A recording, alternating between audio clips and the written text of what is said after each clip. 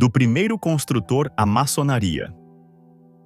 Antes de 1717, existia o chão e o ofício. Antes do primeiro martelo humano, já existia um princípio, não um nome, não uma instituição. Um princípio, ordem. A antiga narrativa da criação não é só história. É um projeto.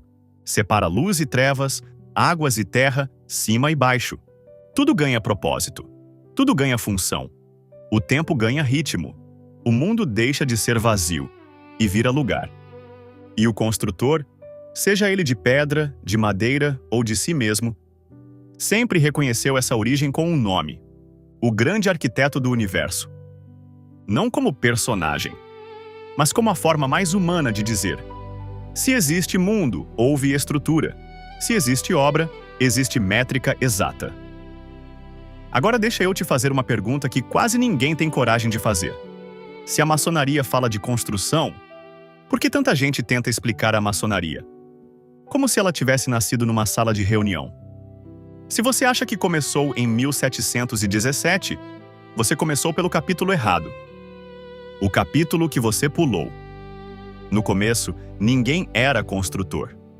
O homem só tentava sobreviver. Mas a sobrevivência, repetida, vira técnica. E técnica repetida vira ofício.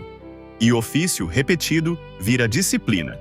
E disciplina vira padrão. A primeira construção não foi luxo, foi refúgio. E a primeira grande decisão não foi construir. Foi escolher, onde o vento corta menos, onde a água não invade, onde o chão não vira lama. O primeiro mestre não foi o mais forte, foi o que acertou 2 vezes. E o primeiro aprendiz não foi o mais sábio, foi o que observou. Sem reservas. Poço sendo cavado. A água ensinou uma lei que vale até hoje. Beber do rio é fácil. Garantir água amanhã é outra história. Um poço é um pacto com o chão. Ele promete água e cobra responsabilidade. E ali nasce o primeiro segredo do ofício. Não um segredo de mistério. Um segredo de método. Onde cavar, como escorar as paredes, quando parar. Porque quando um grupo depende do que só você sabe, você não ensina ao acaso, você seleciona. Segredo não é magia, é padrão. O fogo foi o segundo mestre, e ele foi mais severo. Ele aquece e ilumina, mas também sufoca e devora. A fumaça ensinou: construir não é só levantar parede, é pensar o ar para respirar. Um abrigo pode proteger da chuva e matar se não o ventilar. A noite não perdoa erro.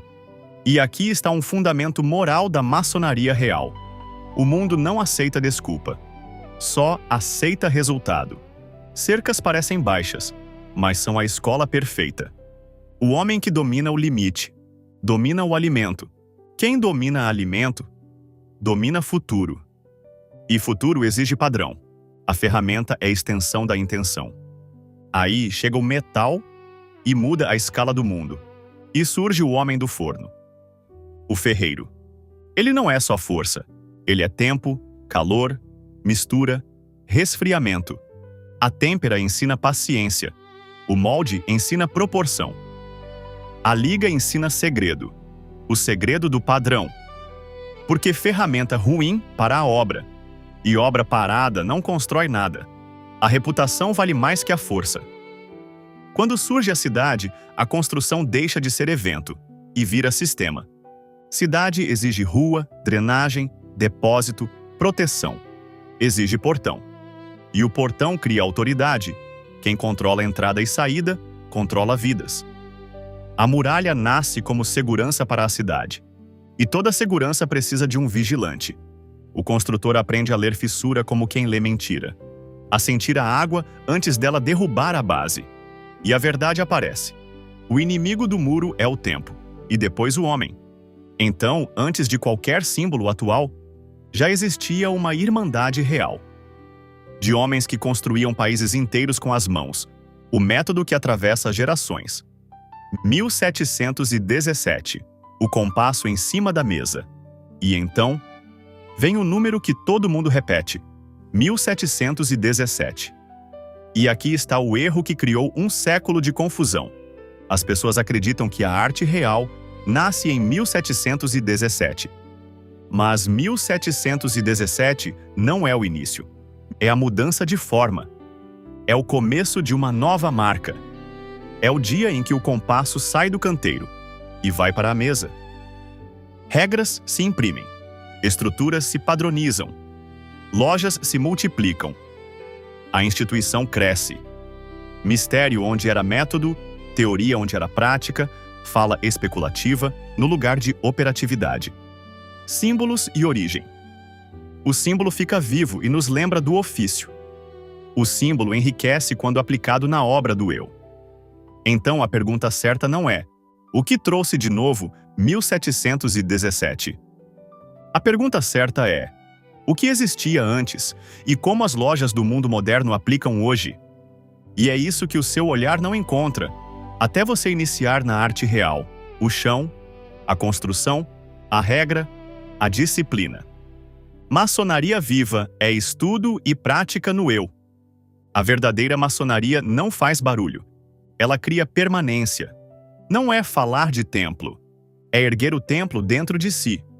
E aqui está a síntese que separa a maçonaria antiga da maçonaria de hoje. Estudo com obra interna. Porque estudo sem obra interna vira vaidade. E obra sem disciplina vira ruína. A pedra bruta é o homem ainda sem o método. O cinzel é a prática. O esquadro é a regra. O prumo é a verdade, é a retidão. O nível é a justiça entre irmãos e no mundo. E o templo, no fim, não é apenas construção por construção. É caráter erguido por dentro. Com a mesma lógica que mantém uma muralha de pé. Medir antes de cortar. Alinhar antes de erguer. Corrigir sem expor. Servir sem se exibir. Foi por isso que eu reuni essa jornada em A Verdadeira Maçonaria, do grande arquiteto do universo às lojas do mundo moderno. Para você acompanhar a jornada completa, do primeiro canteiro de obra ao templo interior, do templo de pedra ao simbolismo retificador, do simbolismo à instituição organizada e da instituição ao que ainda está vivo hoje. Quer aprender os verdadeiros segredos dos maçons? Você precisará ser indicado por um maçom aí da sua cidade. Ou você pode manifestar seu interesse formalmente nos sites oficiais dos grandes orientes ou grandes lojas. E comece pelo capítulo que quase ninguém começa. Porque 1717 não foi o começo da arte real. Foi o momento da grande virada. Do caos à forma. Do símbolo à obra interior. Do agora ao método, regras e disciplina que pode mudar sua vida. A maçonaria viva é estudo e prática. Saiba mais em www.goirb.org.br. Espero você lá.